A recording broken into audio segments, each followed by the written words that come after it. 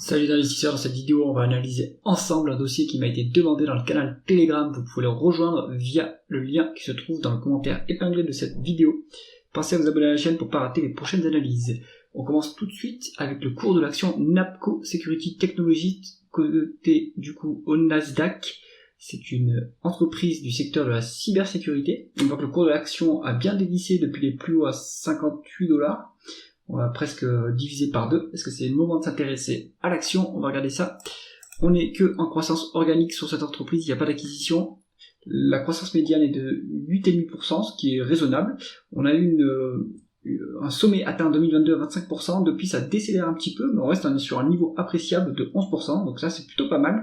Et c'est, à mon avis, ça va stabiliser à ce niveau-là. Ça sera régulier, donc très bien sur la croissance. On regarde les taux de marge en augmentation sur la période.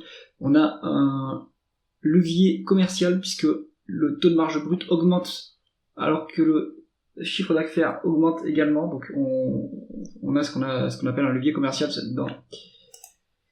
Le taux de marge brut augmente, donc du coup ça c'est excellent, c'est-à-dire qu'on a un levier commercial, donc le chiffre d'affaires augmente, mais la marge brute augmente encore plus vite, donc ça c'est génial. On a bien le taux de marge d'EBITDA qui suit ce taux de marge brut et le taux de marge net également, donc on a une maîtrise, une bonne efficience opérationnelle et financière pour bien suivre l'évolution de la marge brute. Donc ça c'est excellent, ça montre que le management est qualitatif et on est presque sur un niveau d'avantage concurrentiel puisque le taux de marge brut est quasiment à 60%, ce qui est le critère pour Buffett, qui lui fait dire qu'une entreprise a un avantage concurrentiel. Le taux de marge net, lui, montre qu'il y a un avantage aussi concurrentiel pour être aussi élevé, mais ça on a l'habitude avec les entreprises américaines. On continue avec la conversion des bénéfices nets en free cash flow. Là c'est un peu moins bien, on a des bénéfices nets qui sont plus élevés que les free cash flow. D'où vient la différence? Est-ce qu'on a un problème sur le BFR? On a une légère variation défavorable du BFR, ça joue, et on a peut-être des dépenses en capital qui sont plus grandes que les dépréciations amortissements. Donc on a 10 millions ici, 67 millions ici, on retrouve à peu près le compte. On doit avoir des other non-cash items qui jouent également 6 millions. Voilà, rendez-vous dans les tableaux de flux de trésorerie pour avoir le détail, mais là on voit qu'il y a quand même une déperdition de free cash flow par rapport au bénéfice net. Si on va être conservateur, on valorisera l'entreprise avec le free cash flow s'il n'y a pas de dette. Allez, on continue avec la rentabilité opérationnelle. On est sur une médiane de rendement des capitaux investis de 13%, ce qui est pas mal, mais sur les dernières périodes, on arrive à 26,5%, ce qui est très bon et ce qui est au-delà de la croissance, ce qui veut dire qu'on peut rendre du cash aux actionnaires, puisqu'on n'a pas besoin de tout le cash pour alimenter la croissance. Donc ça, c'est très bon. On va regarder si l'entreprise est endettée, on est en cash net, excellent. Ensuite, est-ce que l'actionnaire de cette entreprise est bien traité? On est sur un rendement du dividende, donc on est sur 10 millions de dividendes, sur un free cash flow de 44 millions, donc on peut largement le payer, voire l'augmenter, ce dividende. On n'est pas à 1% de rendement de dividende, donc pour l'instant c'est un peu maigre, mais ça va augmenter à mon avis, sans problème. On a des rachats d'actions sur la période. Si on remonte encore plus loin, on a des rachats d'actions depuis 2007, donc ça c'est très bon, mais attention, il y a eu des phases de dilution, donc pourquoi? Ça il faut aller creuser dans les rapports financiers de l'époque.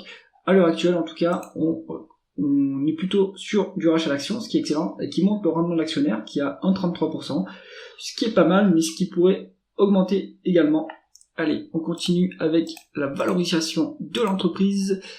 On se trouve sur donc des price to free cash flow plutôt que puisqu'il n'y a pas de dette, donc on price to free cash flow et les free cash flow sont plus bas que les bénéfices nets, donc pour être conservateur on prend les free cash flow. La médiane c'est 42,6, ce qui est quand même élevé en absolu. La dernière valeur de price to free cash flow c'est 30%, c'est 30, donc du coup on est plutôt décoté par rapport à l'historique, même si ça reste en absolu des niveaux élevés. On n'a pas de projection de free cash flow, donc on peut peut-être regarder des projections de price earnings, même si c'est pas c'est un peu moins conservateur comme mesure. Du coup par rapport au price earning, on se trouve sur une décote par rapport à la médiane et sur la valeur des 12 prochains mois, on est sur une décote de bien 20%, donc c'est une valeur de croissance avec une décote sur les multiples historiques, ça peut être intéressant, et bien sûr cette décote elle reflète la décélération de la croissance de l'entreprise, et c'est bien normal. On continue et on conclut. Donc, NAPCO Security Technologies, ça peut être intéressant parce qu'on arrive sur une entreprise qui commence à avoir une phase de maturité avec toujours un peu de croissance, des marges qualitatives et un rendement d'actionnaire qui a de bonnes chances d'augmenter avec une petite marge de sécurité par rapport à l'historique. Donc maintenant, si vous êtes intéressé par l'action, vous allez lire les rapports financiers, étudier le secteur, le management et faire votre propre avis.